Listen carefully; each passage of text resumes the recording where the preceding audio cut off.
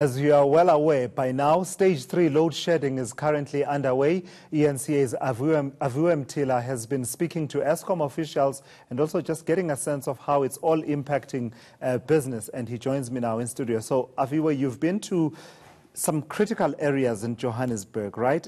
Including City Deep. Let's start there. What did you find there in City Deep?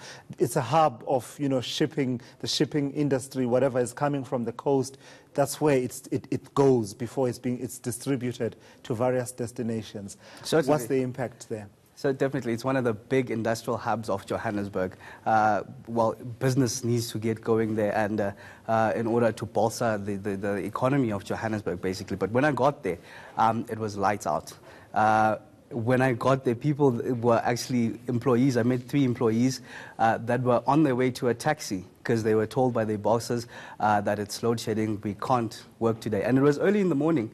I got there at around after 9, just after 9. Sure. And apparently load shedding started at 20 past 8 over there. So a lot of businesses weren't sufficient at all. The ones that were probably at half production because I remember being at a butchery over there. It had a generator, but it was only that the generator had capacity to only fulfill half the power production that's needed there. But it's a sad situation. You go to places like Louis Botha, for example, where you get your smaller businesses. In Wynberg. Yeah, your smaller struggling businesses. They like this lady who owns a hair salon saying that the bills aren't going to stop.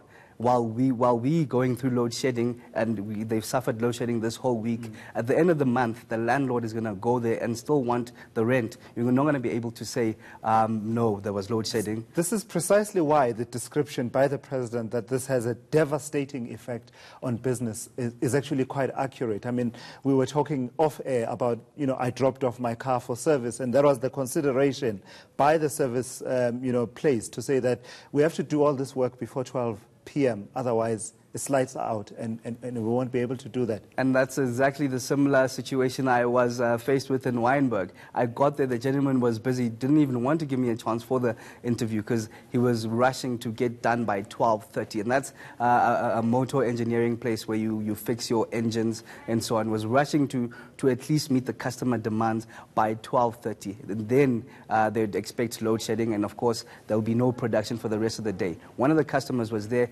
similar situation as yours, saying that he was there since yesterday. I mean, he dropped off his car yesterday, needed it later on for a lift pickup.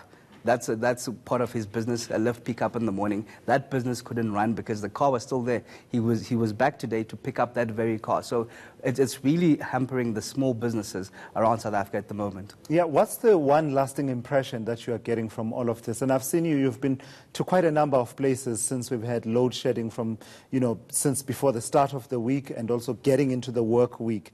From all these areas that you've been visiting, the business people that you've been interacting with, we're likely to feel this when the numbers come out of the GDP and economic performance, right? Of course, the GDP is already projected for this year. The growth is 1.3. I highly doubt that we're going to reach those numbers this year. In fact, when you see people that are not doing anything, for example, at these places during load shedding, employees, you get a sense that they'll have to be cut off because they'll have to maintain costs as a business, which means that they'll eventually probably have to retrench some of these staff. I saw frustrated businesses that want answers from, not even answers, they want stability from both Eskom and government because they don't squarely put the blame on Eskom as a whole. They also blame government. Have you been hearing from Eskom at all today? Yeah, other than the update that all of us get that says Stage 3 load shedding between 8 a.m. and 11 p.m. Brace yourselves. Well, I asked for an update just an hour or so ago, and I got that very update. It's not a pretty sight. We're expecting that Stage 3 load shedding to continue this evening up until 11 o'clock. And then I was also told that the system will remain constrained for the rest of the week, which means we're most likely to have load shedding for the rest of the week. And it is a bit different from what we're hearing from the spokesperson, for example, Kulupasiwe, who says that even though we might have load shedding till April, sometime in April, we're not going to have it on a daily basis. But this week, it seems like we're having that. I wonder what next week holds for us. Age of darkness. Thank you so much, Aviwe Mtila. ENCA's Aviwe Mtila has